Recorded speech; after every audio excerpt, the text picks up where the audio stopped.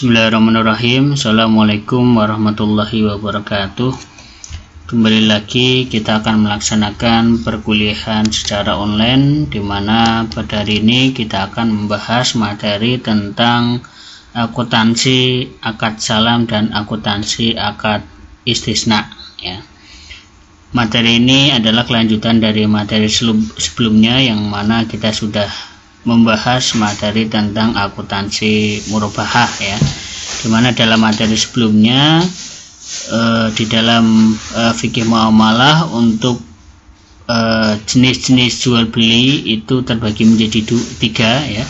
Ada namanya jual beli murabahah, kemudian jual beli salam, dan ada namanya jual beli istisna ya. Nah, pada kesempatan kali ini kita akan fokus pada jual beli yang salam dan istisna ya.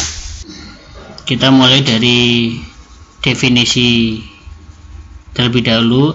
Apa sih yang dimaksud dengan akad salam ya? Jadi istilah salam itu kalau secara bahasa itu berasal dari kata salaf ya, yang artinya adalah pendahuluan ya. Makanya ada namanya orang-orang salaf ya. Orang-orang salaf itu artinya adalah orang-orang yang mengikuti orang-orang terdahulu gitu ya. Nah, kenapa salam ini berasal dari kata salaf? Karena memang pembayarannya itu dilakukan di awal ya, atau di pendahuluan ya. Jadi secara sederhana nanti akad salam itu adalah akad jual beli di mana barangnya akan dikirim belakangan, namun pembayarannya dilakukan di awal gitu ya. Nah, sedangkan pengertian menurut fatwa DSN nomor 5 tahun 2000, salam itu diartikan sebagai jual beli barang dengan cara pemesanan dan pembayaran harga lebih dahulu dengan syarat-syarat tertentu ya. Jadi ini hampir sama dengan murabahah seperti kemarin ya, dimana jual beli si pembeli ini dia memesan barang. Nah, kemudian baru setelah pesan barangnya nanti akan dikirim ya. Nah, cuma berbeda dengan murabahah ya. Kalau di murabahah itu kemarin bayarnya di belakang, barangnya dikirim duluan. Tapi kalau salam bayar dulu baru barangnya dikirim belakang. Nah, secara praktek mungkin gampangnya salam itu hampir sama dengan jual beli online ya. Nah, jadi kalau kita jual beli misalkan di Shopee atau di marketplace lain, itu kan kita pesan dulu, bayar ya, kemudian baru setelah kita melakukan pembayaran baru nanti barangnya akan dikirim gitu ya. Nah, kurang lebih salam itu hampir sama dengan itu gitu ya. Jadi jual beli barang di mana pembayarannya di awal, kemudian barangnya baru dikirim belakangan gitu ya. Nah, sedangkan menurut PSK 13, di mana PSK 13 ini adalah PSK yang mengatur tentang transaksi akad salam ya. Akad jual beli barang pesanan atau muslam fih dengan pengiriman di kemudian hari oleh penjual atau muslam ilaih ya. Dan pelunasan dilakukan oleh pembeli ya, atau al-muslam ya, pada saat akad disepakati sesuai dengan syarat tertentu ya. Ini berdasarkan PSK 13 gitu ya. Jadi secara sederhana akad salam itu ya tadi ya, akad jual beli di mana pembayaran dilakukan di awal, kemudian penyerahan barang itu dilakukan di kemudian hari gitu ya. Nah, secara prakteknya tadi ya seperti jual beli secara online gitu ya. Nah, kemudian ketentuan pembayaran, pembayaran harus lunas pada saat akad atau kontrak disepakati ya, karena memang salam itu ketentuannya pembayaran di belakang ya, mau nggak mau kalau menggunakan akad ini ya maka pembayaran itu harus dilunasi di awal ya.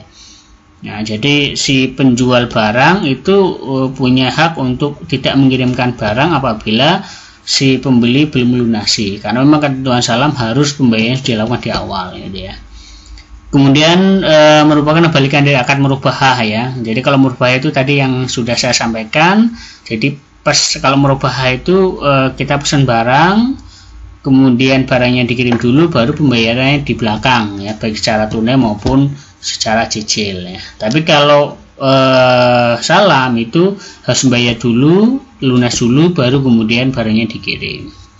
Kemudian alat pembayaran itu bisa berupa uang tunai, barang, manfaat ya, atau yang lainnya ya. Jadi kalau sekarang ya mungkin yang namanya jual beli ya mungkin umumnya pembayaran menggunakan uang tunai. Tapi ketika zaman dulu ya bisa dibayar dengan barang ataupun manfaat. Yang penting tidak dibayar dengan utang penjual ya, atau penyuruhan piutang pembeli dari pihak lain gitu ya, atau membayar murabahah dengan piutang yang dimiliki oleh si pembeli dari orang lain gitu ya. Kemudian apabila telah disepakati maka tidak boleh berubah barang atau harganya sampai jangka waktu yang sudah ditentukan gitu ya. Jadi kalau memang sudah terjadi akad, sudah terjadi kesepakatan ya maka di kemudian hari tidak boleh ada perubahan jenis barang gitu ya. Kemudian ketentuan barang ya, barang pesanan tersedia di pasar pada saat jatuh tempo. Jadi barang yang diperjualbelikan maka ketika jatuh tempo harus ada barangnya gitu ya. Entah itu barangnya itu milik penjual asli ataupun bisa jadi bukan milik penjual gitu ya. Artinya yang penting barangnya ada. Kemudian pembeli tidak boleh menjual barang sebelum menerimanya ya. Jadi tadi ya si pembeli pesan barang dengan akad salam tapi belum barang yang dikirim tapi sudah menjual ke orang lain gitu ya. Karena barangnya belum menjadi hak milik maka kalau dalam fikih itu maka si pembeli tidak diperbolehkan menjual barang kepada orang lain gitu sampai barangnya sampai ke tangan si pembeli. Kemudian tidak boleh menukar barang ya kecuali dengan barang sejenis sesuai dengan sepakatan ya. Ini sebagaimana yang tadi sudah saya sampaikan ya. Kemudian pengadaan barang diserahkan sepenuhnya pada penjual sehingga tidak diharuskan penjual merupakan pemilik objek salam. Jadi tadi ya kita pesan barang dengan akad salam maka barangnya itu dari mana, entah itu memang asli milik penjual ataukah nanti si penjual itu membeli mencarikan barang dari pihak lain, itu enggak masalah. Yang penting ketika jatuh tempo maka barang itu harus dikirim ya kepada si pembeli. Kemudian apabila barang tidak sesuai dengan perjanjian maka pembeli memiliki hak ikhtiar ya. Ini berlaku secara umum ya untuk semua transaksi ya di dalam fikih ya. Jadi kalau kita melakukan transaksi jual beli kok ternyata barangnya itu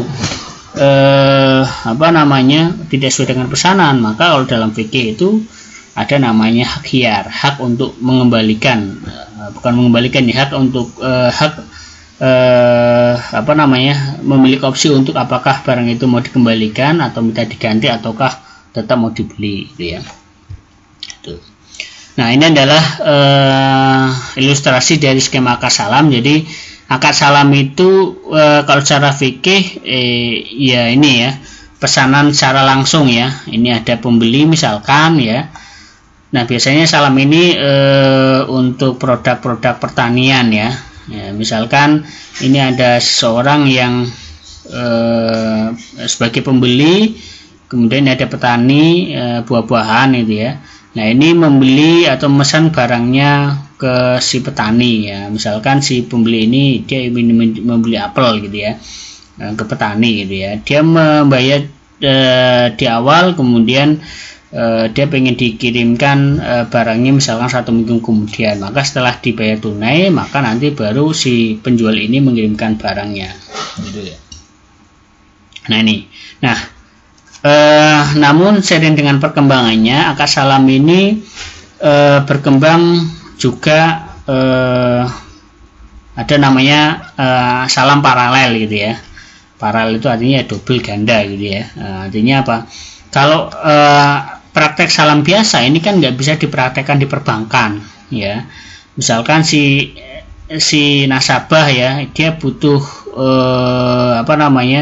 butuh barang, kemudian pesan ke bank ya. Nah bank ini kan dia tidak punya barangnya gitu ya, sehingga dia tidak bisa langsung memberikan barang itu kepada si nasabah gitu ya. Nah sehingga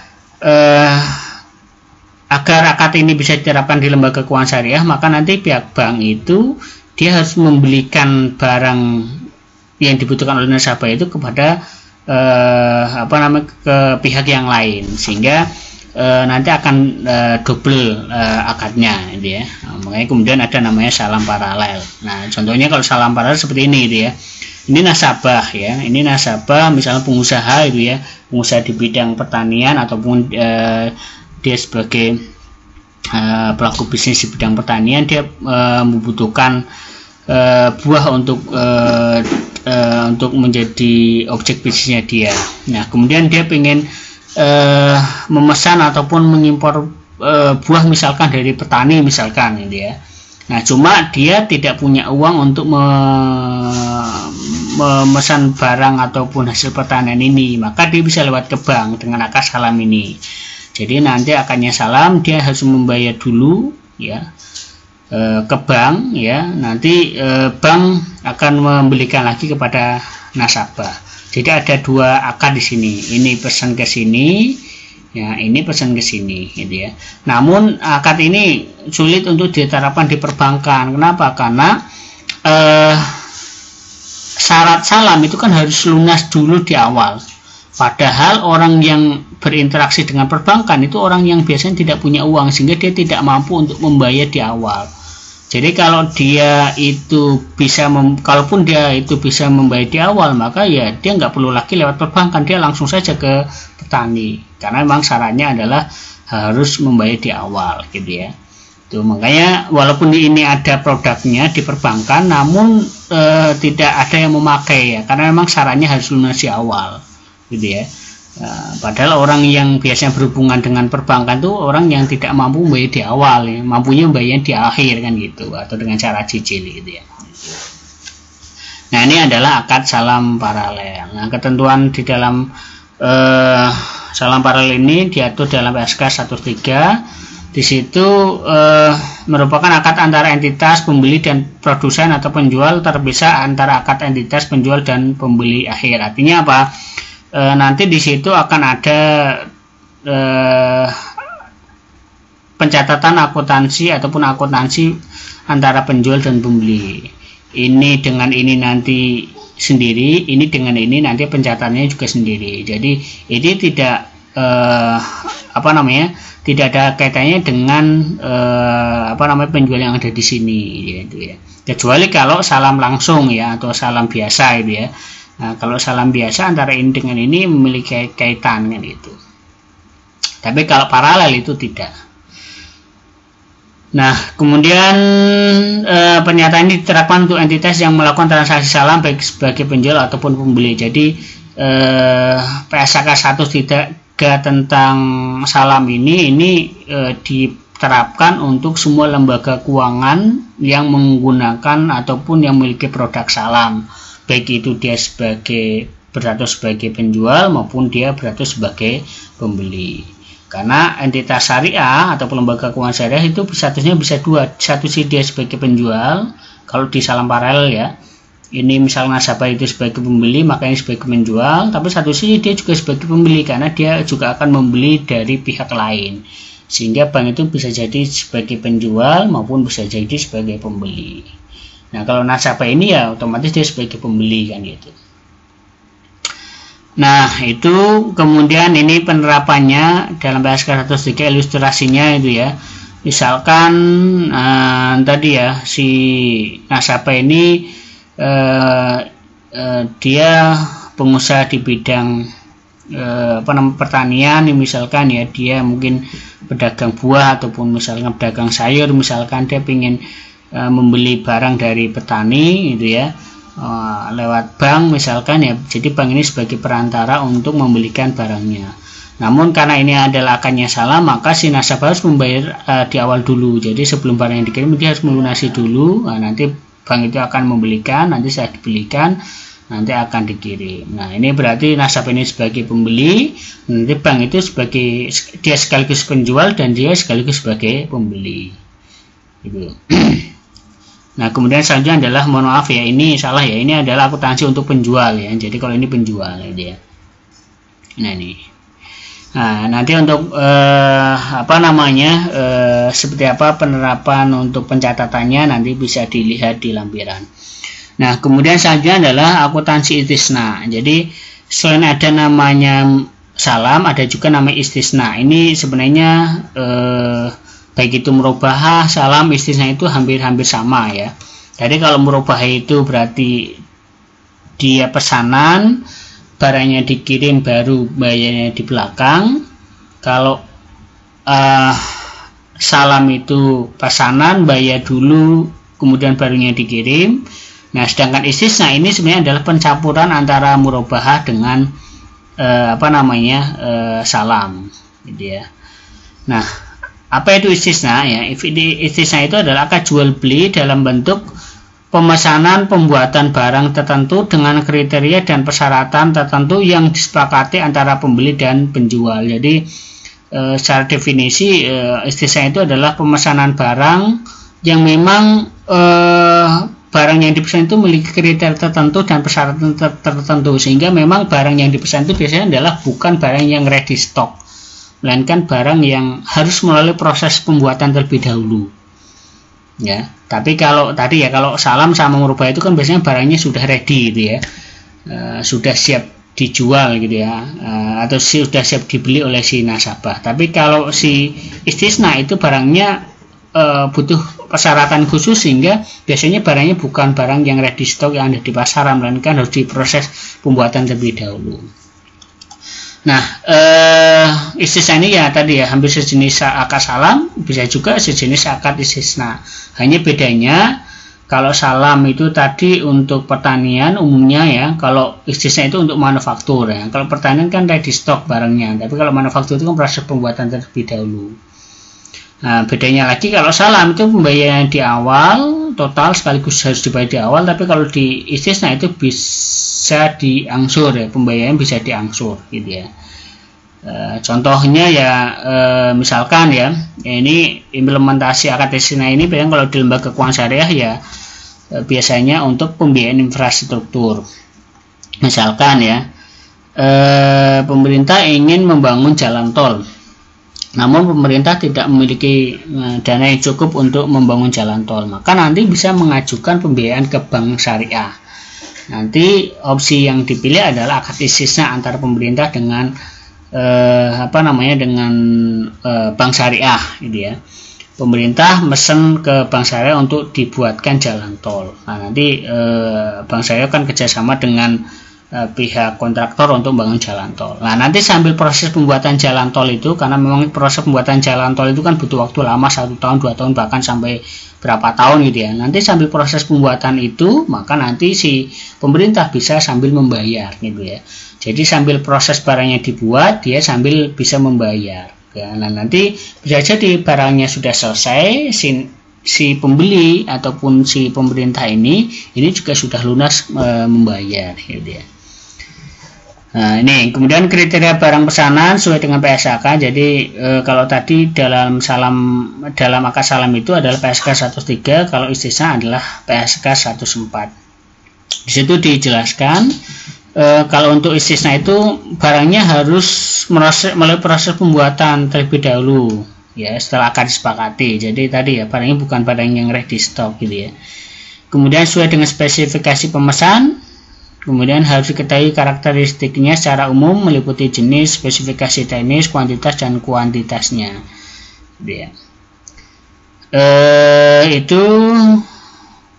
Nah, setelah akan disepakati akan mengikat pihak yang bersepakat dan tidak dapat dibatalkan ya, kecuali kedua belah pihak setuju untuk menghentikannya, kemudian akad batal demi hukum gitu ya.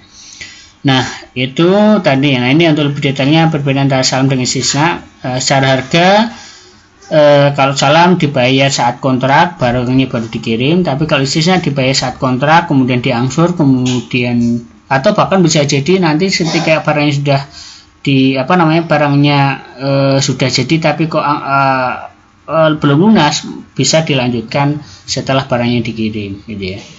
Nah, makanya tadi ini istisna itu hampir seperti tengah-tengah antara salam dengan murabahah. Jadi bayarnya di awal sambil ngangsur, begitu barang sudah jadi dikirim. Tapi kalau barangnya sudah jadi kok belum lunas, maka nanti bisa dilanjutkan pembayarannya di kemudian hari ya.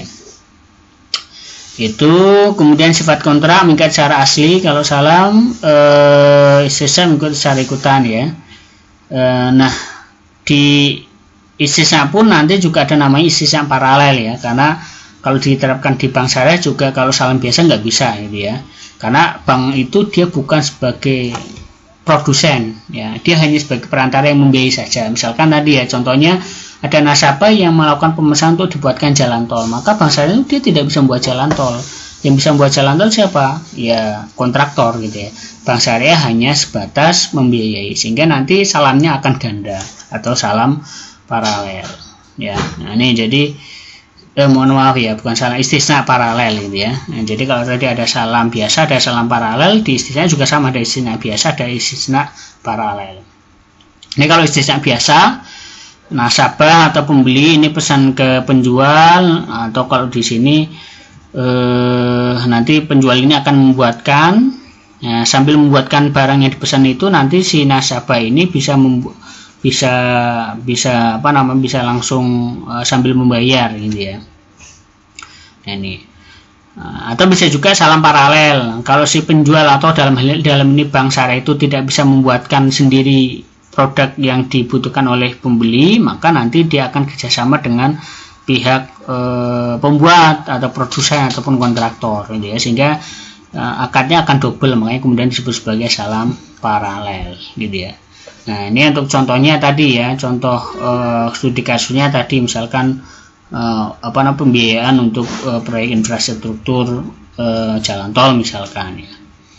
Ini oke, mungkin itu materi dari saya terkait dengan akad salam dan akad istisna. Kemudian untuk lebih detailnya mengenai akuntansinya seperti apa, silakan nanti bisa dibaca di dalam lampiran ya.